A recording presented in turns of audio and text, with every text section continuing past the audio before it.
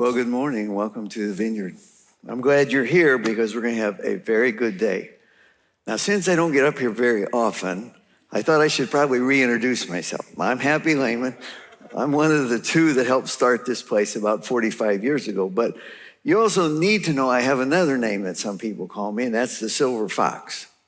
Now, obviously, my hair is the silver part. It used to just be the fox.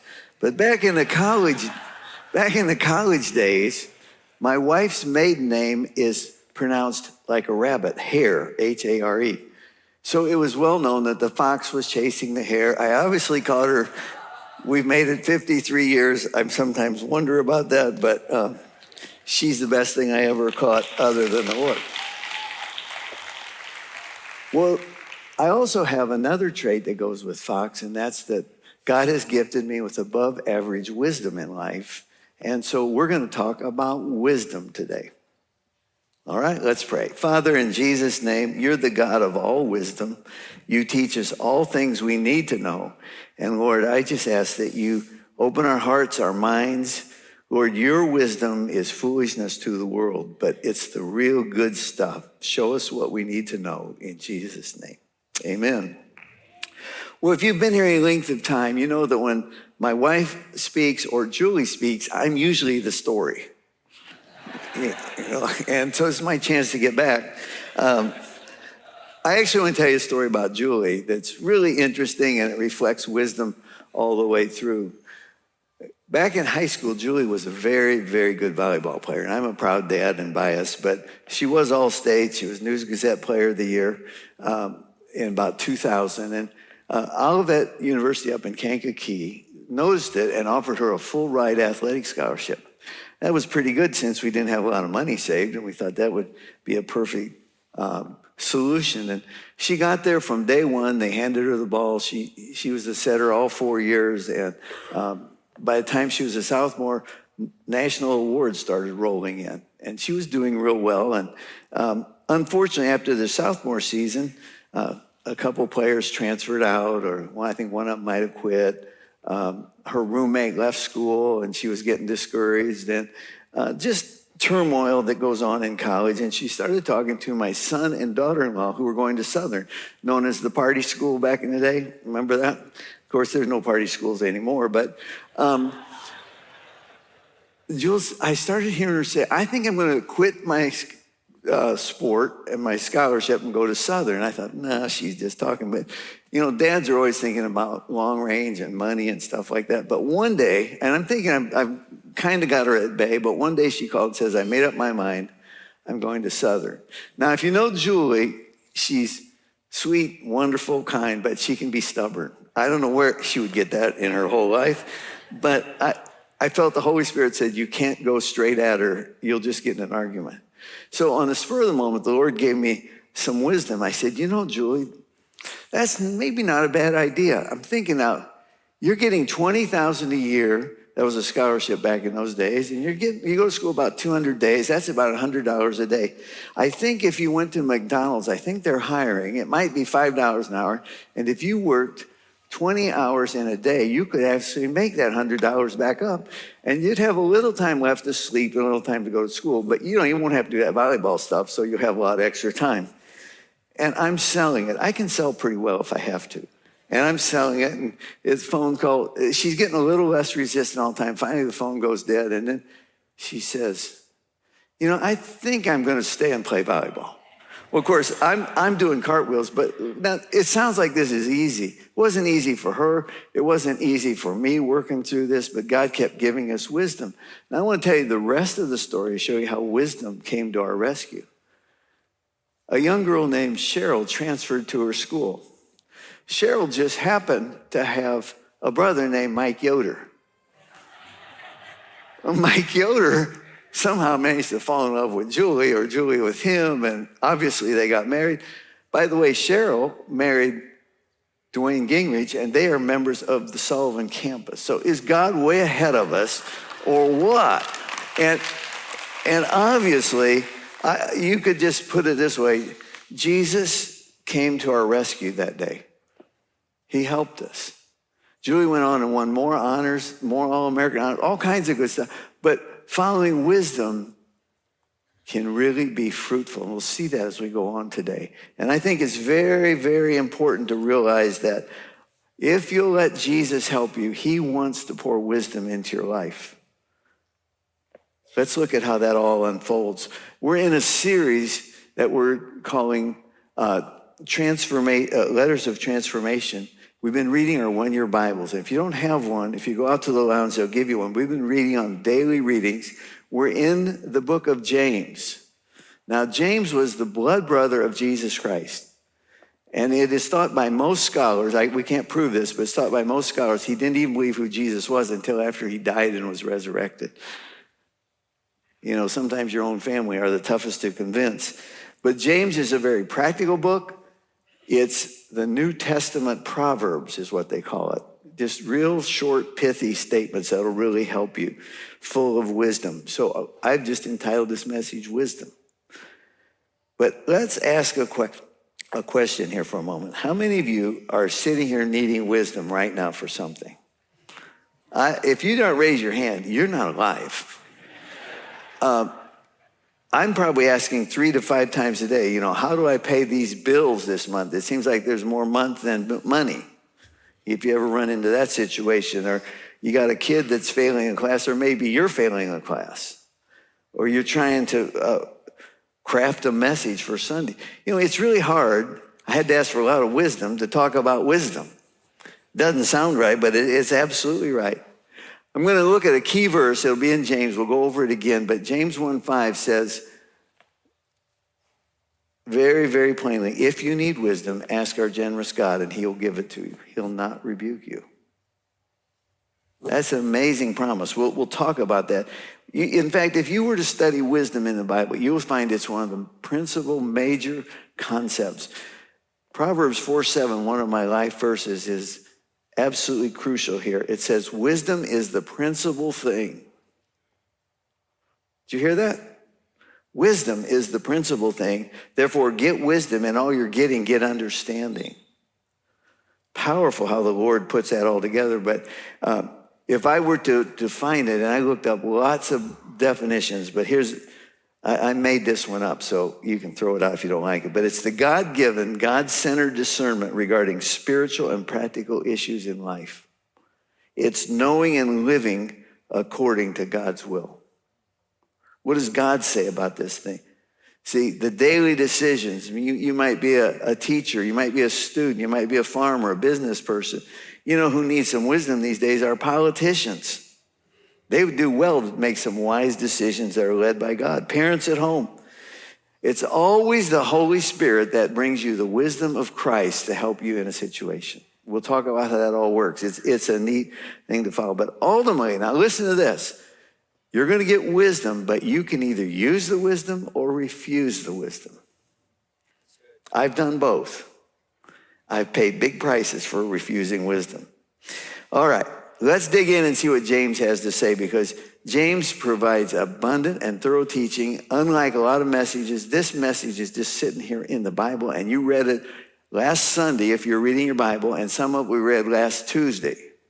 And we're now talking about it on the following Sunday. But in James chapter 1, verses 2-4, it says, brothers and sisters, when troubles of any kind come your way. Can anybody think of troubles coming your way? Probably since this morning, right?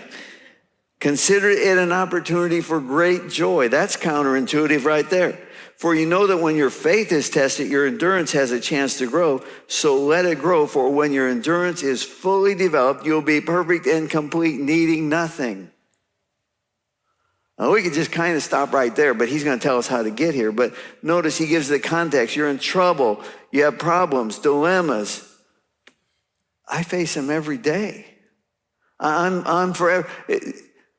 In early August, we owned some rental property out in North Carolina. One of the hurricanes, not the one that you read about, the one that caused all the trouble, but Helena caused the trouble in the Carolinas. But we had one in early August that did thousands of dollars of damage to our rental property. Thousands of dollars. I live 900 miles How do I work with the insurance company? How am I going to find somebody to fix it? How am I going to talk to the renters who have rented the property? How am I going to make the payments that are due? I just said, Lord, I'm in over my head. One of my favorite verses is Psalm 34:19. Many are the troubles of the righteous, but God delivers me from all of them. I use that prayer all day long. Lord, I'm in trouble again. You know, it's me. It's happy down here. I'm not so happy. I need some help. And we just have a running conversation. And he comes through. 5 months after it happened, there's a lot of joy in my heart. The insurance company paid everything they were supposed to. The contractor's doing what he's supposed to. I know people that go years and don't even get an insurance settlement. But God's wisdom led me to the right people and kept me going. See, again, I had to take time to use what he said because it was different advice than what my friends told me to do. I'm going to go with God's wisdom every chance I get. So now we're to verse 5, which I read before. If you need wisdom, ask our generous God, and he will give it to you. He'll not rebuke you for asking.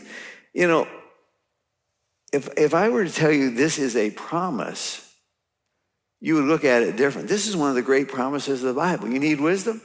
Ask. He wants you to have. How many of you parents love it when your kids come and say, Dad, Mom, I need some wisdom? I mean, you think you're walking on the air. You're like, wait a minute. You want me to tell you what to do? And do you think your mom and dad want to give you bad wisdom? Now, they're human, so they may not always give you perfect wisdom, but to the best of their knowledge, they're going to help you. Our Father in heaven wants to help us. He's building something down here, so he's not going to give you bad advice. He's building a family, a community, a kingdom. So again, every day I ask for wisdom, but wisdom is not some vending machine. You go up and say, I need wisdom. No, it's a relationship. It's time with him. It starts with knowing who Jesus is, loving his word, spending time listening to him. I love the daily Bible. I've done it for 40-some years because every day I'm looking for a promise in there. I'm looking for help in there. I'm looking for something he's telling me, if you do this, this will go better.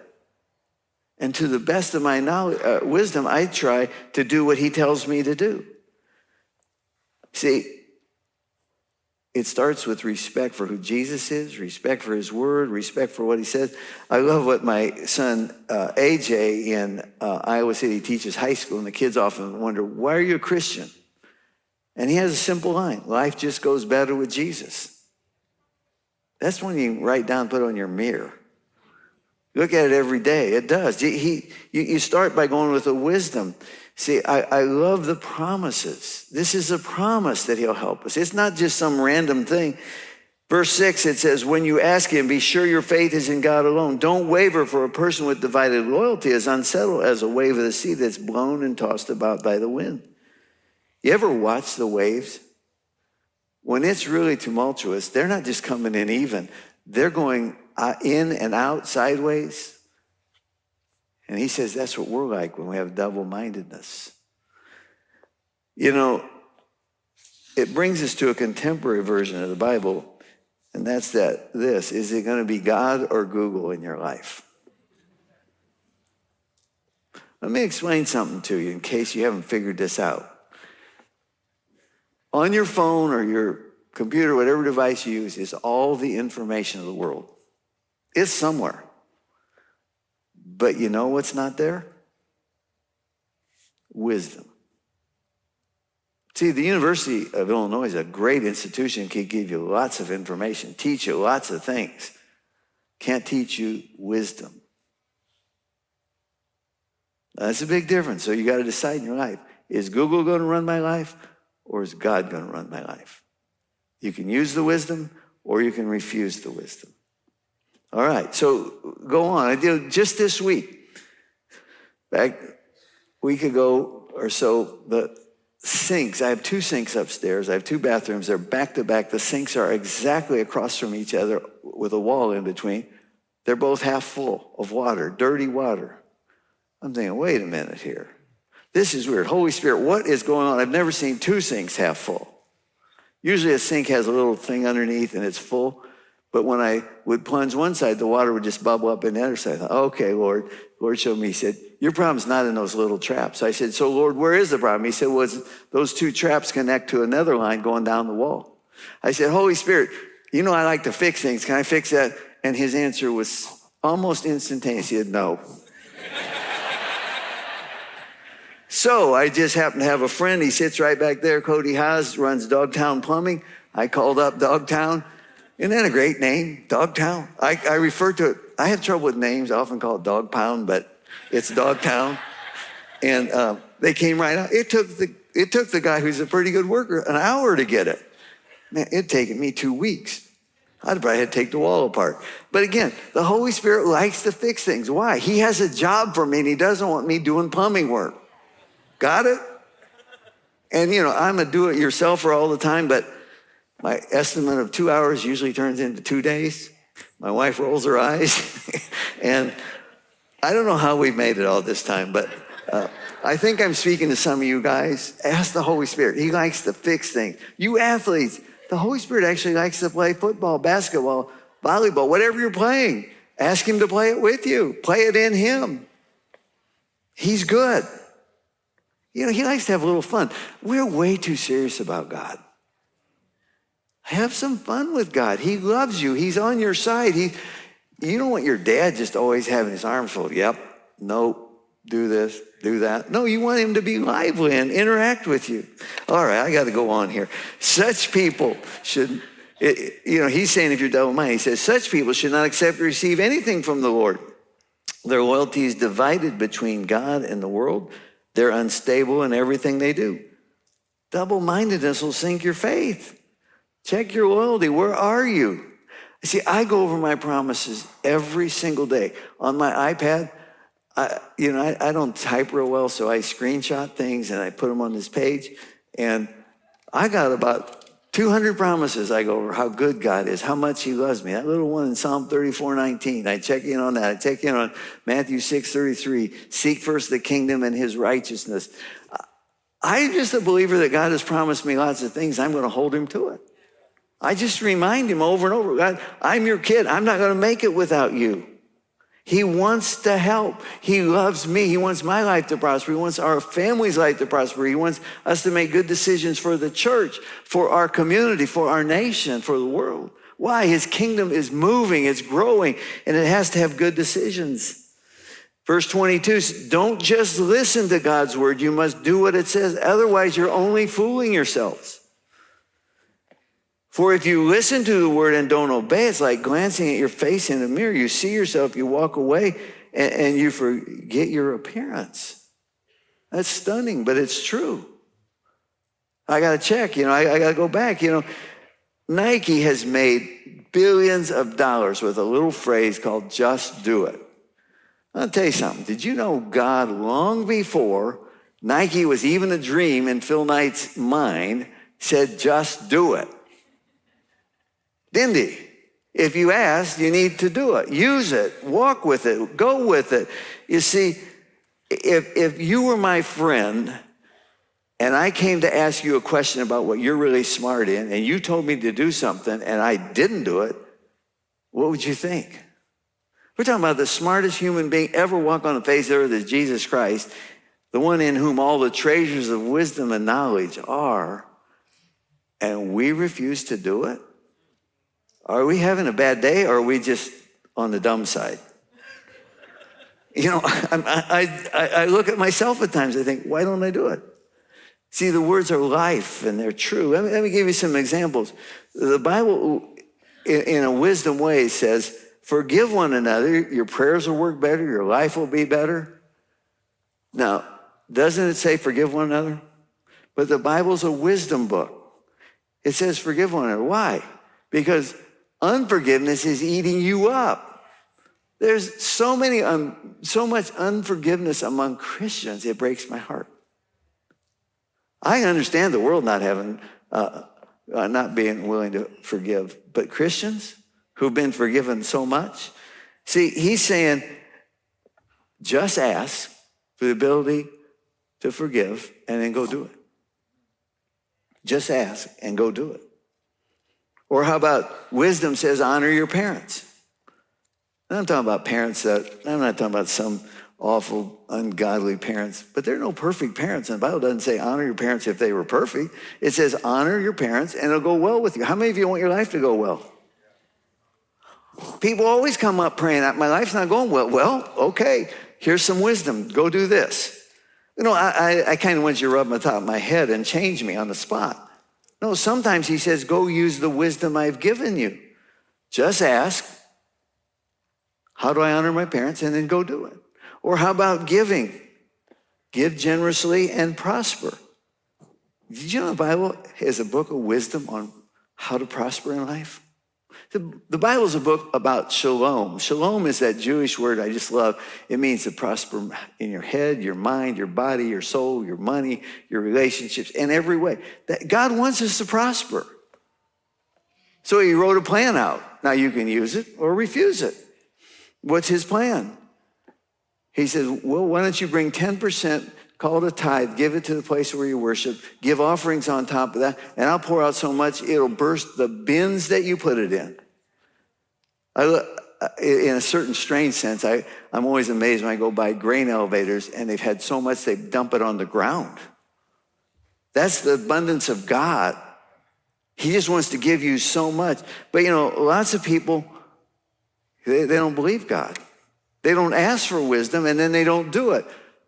They might do the just ask, Lord, I want to prosper, but they don't do it. It's just ask, just do it. Make sense? See, all the time, the whole Bible, I'm not talking about salvation. I'll let you in a little secret. Did you know there'll be some people get in heaven that didn't forgive somebody? And you better say, thank the Lord, because there's a lot of people that haven't forgiven somebody.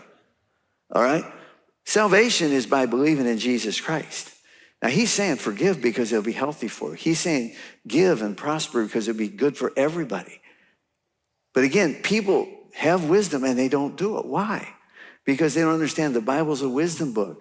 The Holy Spirit comes and gives you grace to do these things, empowers you through the power of the Holy Spirit living within to make you the person that God has called us all to be, to live above and not beneath, to be the head and not the tail. It's always wisdom. But God's wisdom seems so strange. It's counterintuitive. How can I give more and be blessed? I'll go broke. How can I forgive and not punish that person who hurt me? It's always counterintuitive, but the counterintuitiveness is why the gospel is so precious and so powerful and why Jesus puts the Holy Spirit in us to help us do that stuff. Our son Jay often says, why are people asking for more wisdom or more words from God when they struggle to do the ones they have? Yeah, do the little things. You'll be surprised what starts happening. To whom uses what they receive, the Bible says over and over, you use what you receive, you'll get more. You won't be wise in day one, but you can be, it might take you about as long as me to get partly wise. Okay? It's a growing experience, and gray hairs mean something. Go to my friend Gene down here, Gene Ziegler. He's 18 years older than me. He gave me wisdom all my life. And I honor him because he's one of my spiritual fathers. And it's a neat relationship. Let's go on in verse 25. You look carefully into God's word that sets you free. You're doing what it says, and you don't forget what you heard, then God will bless you. Anybody want to be blessed today? Everybody wants to be blessed. He tells you how to get blessed. Okay? He gives us inside information. Have you ever had the privilege of having an open book test in a college or high school class? They're wonderful. I had a professor to even leave the room, said, I'll be back 5 minutes before it's over. And it was well known that meant you were supposed to help each other, and everybody got an A in the class. I love those tests. That's what the Bible is. It's an open book, and we're supposed to help each other. Oh, I look at this and I think, James, this is brilliant. Where'd you get this stuff? How did you know to write this stuff? This is really, really good. Let's go on to chapter 3, verse 13. If you're wise and understand God's ways, prove it by living an honorable life, doing good works with humility that comes from wisdom. But if you're bitterly jealous and there's selfish ambition in your heart, don't cover it up with the truth with boasting and lying, for jealousy and selfishness are not God's kind of wisdom. Such things are earthly, unspiritual, and demonic. For wherever there's jealousy and selfish ambition, you will find disorder and evil of every kind. Very practical. The sad thing is, I see jealousy and ambition in Christians. We're jealous of what the other person has. We're ambitious to take their spot. No, this isn't a closed system. This is a system with plenty of gifts, plenty of resources. God has something good for each of us. You know, you don't have to want what somebody else has. God made you, and made you special. Enjoy it, but don't be jealous. He's saying that isn't wisdom at all. That'll get you in a heap of trouble. You're probably gifted to do something way different than me. There's a whole bunch of things I can't do at all, and I don't go anywhere near them. I'm really gotten smart after all these years. But what I do well, you probably better not try to take it because God's not going to like it, and I'm probably better than you in that spot. All right? That's not pride. That's just the way it is. You're probably better than me in spots. And boy, I believe that, and I'm going to come and find you and put you to work. See, I always have a little catch on everything, don't I? See, wisdom should be reflected in our lives. You've heard me say over and over when I speak, Jesus is the wisest person that ever lived. You ought to be the wisest person in the room. Joseph in Pharaoh's court was the wisest person. Why can't we be? You know, I used to say I need the mind of Solomon. That's absolutely wrong. I need the mind of Jesus Christ because Jesus said a greater than Solomon has come. Christ lives in me. I live in Christ. Wait a minute. I'm a joint heir with Jesus Christ. You know what the word joint heir means? If you're a joint heir and you and I each get $1 million, guess who has the million? Both of us. I'm a joint heir with all the treasures that are hidden in him. Look, he goes on and says, wisdom from above is first of all pure. It's peace-loving, gentle at times, willing to yield. It's full of mercy, the fruit of good deeds. It shows no favoritism. It's always sincere. Those who are peacemakers will plant seeds of peace and reap a harvest of righteousness. Oh, we're getting better and better. James was really on a high level when he wrote this. He was rolling, and he probably thought, wow, this is good. But wisdom is kind, it's gentle, it's full of mercy. But look what it says, it reaps a harvest of righteousness. Wow. Do you know that having studied the Bible all these years, I believe righteousness is the key to the New Covenant and the New Testament and to the Christian life. If you understand righteousness, you'll live differently, you'll walk differently, you will be just enabled to be the believer God has called you to be. Romans 5:17 says, by the abundance of grace and the free gift of righteousness, we reign in kings in this life. Like, wow, sign me up. Where can I get that? Well, you already got it when you got saved. Now you need to understand what you have. Your pockets are full. You have access to the throne room, union with Jesus Christ, Holy Spirit living within. You know, has it ever dawned on any of you? It's dawned on me. I'm living below what God's plan was, and he's trying to get me up to where his plan is.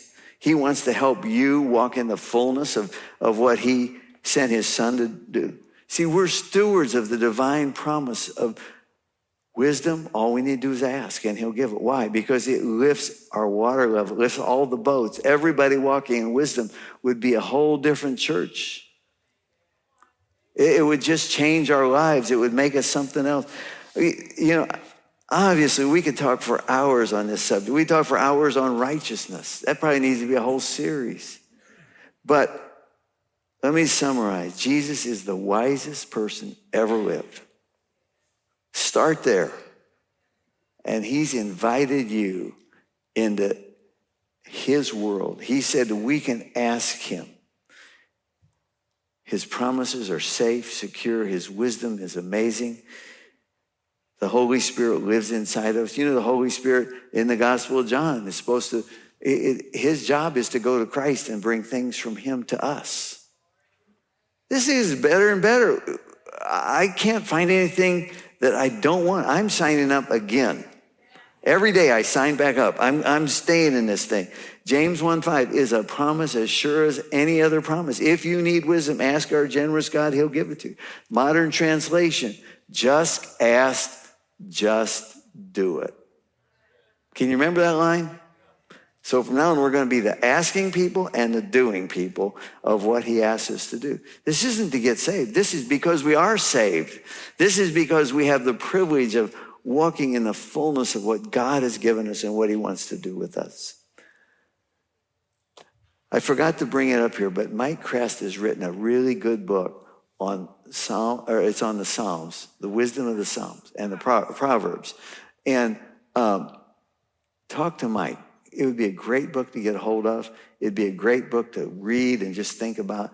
But on your daily readings, go through the Psalms and the Proverbs. Don't skip them. And say, Lord, what are you trying to teach me today? What in this will make my life more fruitful? Because I want to live all the things that you've promised about wisdom. Wisdom's a good thing. Just ask. Just do it. Lord, we're confident that you'll do more than we can ask or imagine. We want you to take these words, burn them into our heart, and make us the people who absolutely are committed to doing things your way.